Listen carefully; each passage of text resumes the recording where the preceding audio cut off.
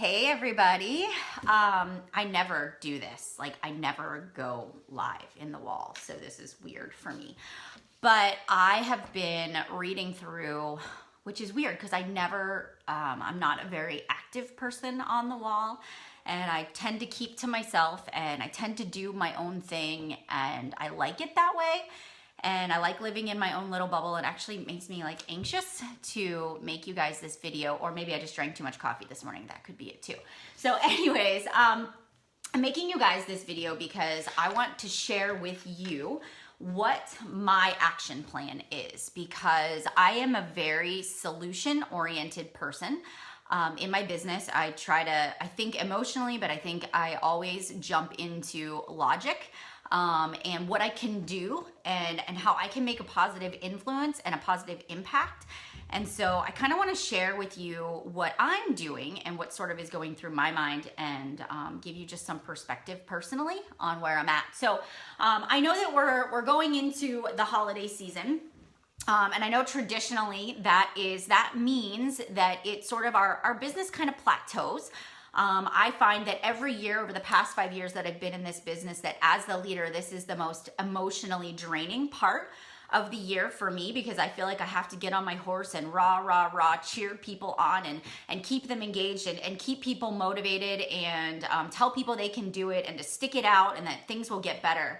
And so yesterday, every Wednesday morning, I do a Rising Stars call with my diamonds and above. And so yesterday, I sort of went through with them a game plan. And I said, guys, here's the reality of the sense, right? Your business is going to sort of hit like a plateau, right? You can anticipate that people are going to lack motivation.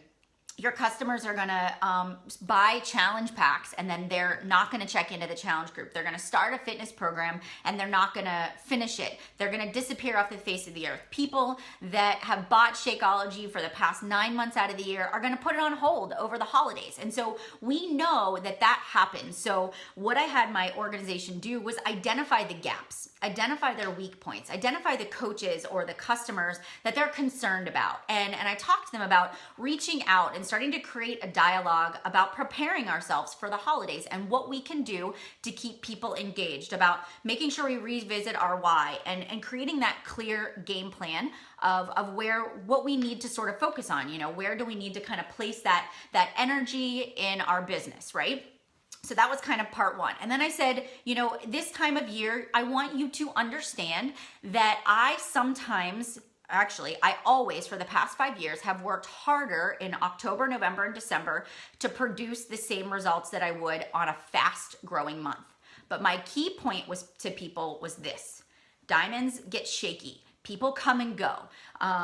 People quit. People, want to just celebrate the holidays. They just want to have fun. They think I deserve it. I deserve to just check out and just do my own thing. And sure, that's great. That's fine. But your choices, October, November, and December, are going to be felt in January, February, and March, because that's the way the business goes. Anything that we do now, we may not necessarily see that for 3 to 6 months from now, And so I talked about that. And I even said, like, if you're having a difficult time in your business right now, I want you to look back to what you were doing 3 to 6 months ago.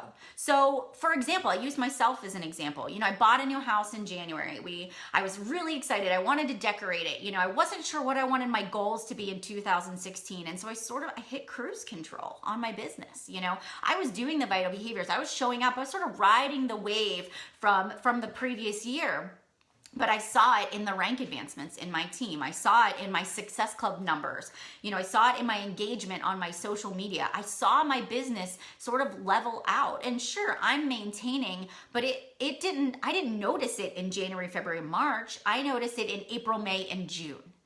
And now, people that have done that, people that have checked out, people that have gotten comfortable are now seeing that effect now. And then you compound the fact that it is October and people are again going to start thinking about the holidays and they're going to start putting things on hold.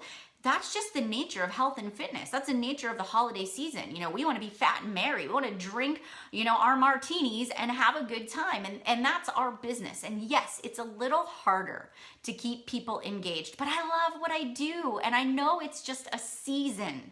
I know this is a season in my business and it's not going to define me. And I know that I'll rebound from it. You know, if I look at last year to this year, no, I haven't had some astronomical growth, right?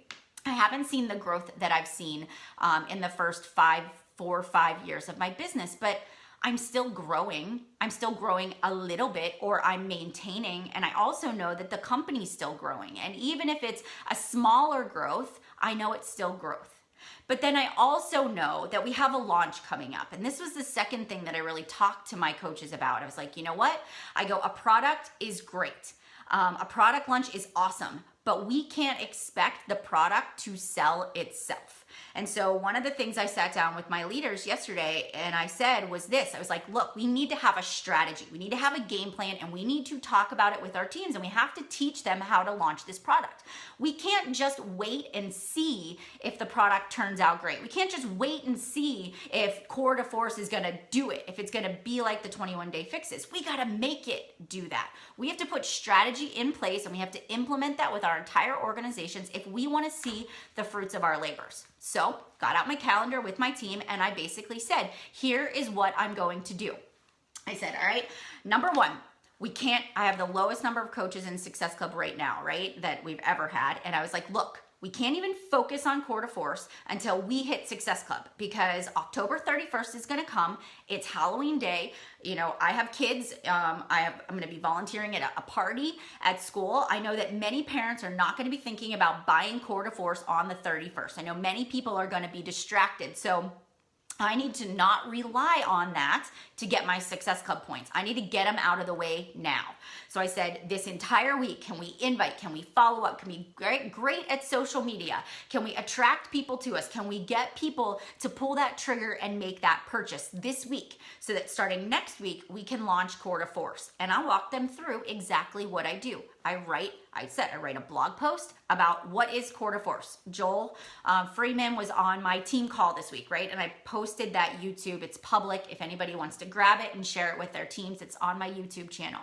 And he walked us through everything about what Core to Force was, right? What was, you know, who is the program for? And I told them, okay, when you write a blog post about Core to Force, you want to think about what the customer wants to hear. People want to know, how is this different from Combat? How is this different from other Beachbody programs? Is there a modifier? What does the nutrition plan look like?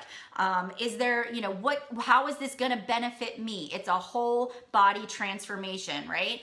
And so I said, you're going to bullet point it out to what people want to hear. I said, and then you're going to create an event. You're going to create an event on your page, whether it's a personal or a like page. I said, and you're going to direct people over there. You're going to make the banner. You're going to get it ready. You're going to make a video about what Core to Force is and how you're excited about it and why you're going to try it. I said, and then when it launches on Beachbody On Demand on Monday for the other sneak peek that they're having, I said, you're going to do it. You're going to video yourself doing that. You're going to make that a YouTube video. You're going to embed that in your blog post or post it in the event page. I said, and you're going to start collecting people's emails, and you're going to take those people, make sure they've got a free Team Beachbody account or they're assigned to you as a coach. You're going to put them in that holding cell of the Core to Force group. And then once they're in there, you are going to pump them up. Everything that you can find on the Core to Force Facebook page, out there on Google, on Joel Friedman page, you're going to take that and you're going to get that excitement going. You've got to have those daily jabs in there to keep that excitement alive. And then when the product goes live on the 31st, you are going to go in there. You're going to talk about how you were the first one. You purchased it. You got expedited shipping. You can't wait for it to get here. And you're going to get people to comment and respond and get excited about it. And then what that does is that drives the people that are sort of on the fence about whether or not they want to buy it. They're going to say, well, everybody else is doing it. I'm going to get on board too. And so I actually post the description of exactly how to sign up, how to purchase it. When you're done with your purchase, I want you to comment below. And so then I can check the orders and make sure that they're there. And then I told my team this, right? Core de Force or any launch, any Beachbody launch never was phenomenal the first day for me, right? You know when it really made the difference for me? It was when I got the product. It was when I was the first, when I unboxed it, when I talked about the nutrition plan, when I go live and teach people how to meal plan. Then when I start the program and I say, this is my goals with Core de Force, this is what I want to get out of it. And then I start documenting every single day my journey with the new product. And you know what? I get people along the way in week one, after I'm done with week one and they've seen me do 5 days of workouts, and then I share my meal plan, and then they think to themselves, well, that meal plan doesn't look hard. I think I could do that too. One more person joins. Then the next week I talk about my results, and I make myself the guinea pig, and I do the program as soon as it comes out from start to finish, whether I want to or not, because I'll tell you, I was not excited about PiYo. I like high intensity. I like to get in there and work hard, but I was like, man, I have to be able to promote this. I have to be able to talk about it. And I bet there are other people out there like me. And you know what? I realized along the way, I really did like PiYo, and it really was good for me. And it was exactly what my body needed at that point in time. I needed to stop that pounding the pavement. And I was able to attract people into my PiYo group that were those high intensity people. I was able to pull that, and every launch, that's what I sell the most of. Or during that time, when I'm doing a program from start to finish, that's what I sell the most of, is because I'm on board with it, right? And so I told my team, I'm like, even though it might not be your cup of tea, you have to get it. You have to do it. You have to invest in it. You've got to share it very publicly along the way.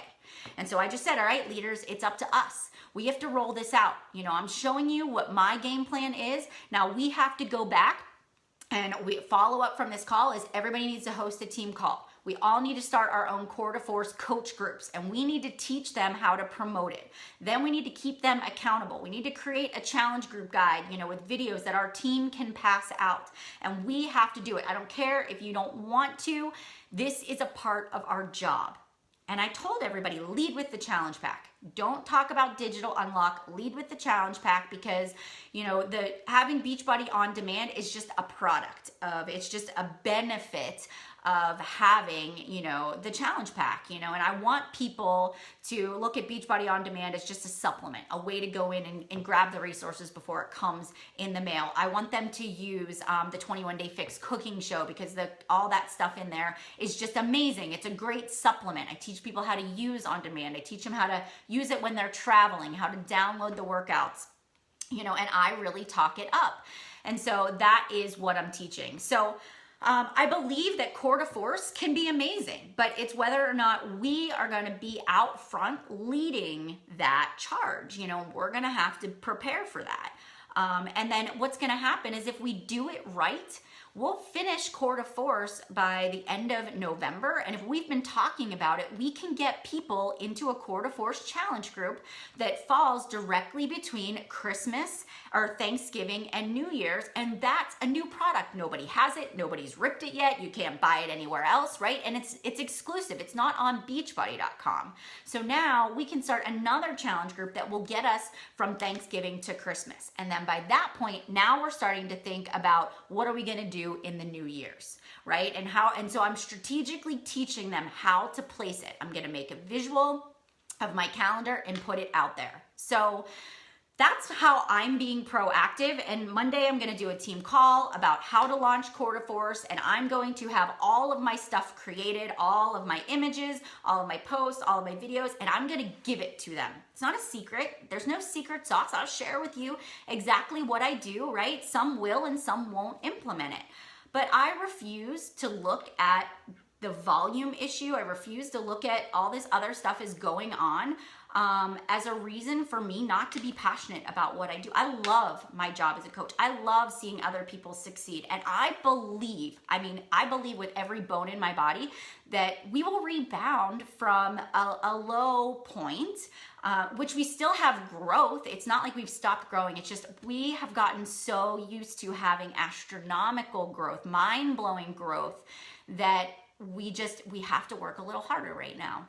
We just have to hunker down. We have to remember what it is we're absolutely most passionate about in this business, and it's helping people. And when we lose sight of helping people, and creating these really awesome challenge groups that get people fitness results, which is what turns people into coaches, we're losing our focus and the why of Beachbody, you know. And I was kind of brash with my team yesterday, and I was like, hey, if you want to just collect a paycheck, you know, go get a job at Walmart or Target, you know, because you can clock in, you can clock out, you can do your job, but we're innovative, we're entrepreneurs. This is what we do. You know, we change with the times because we know it's going to make us better in the long run, and that's what we're here to do. And we want to help people, and that's my vision. And I don't know, I believe in Beachbody, you know, I believe in everything that's happened. I know everything happens for a reason, and we're solid. We are a solid company. So let's look at what we can do to move forward, to band together, to run awesome challenge groups, to launch Core to Force,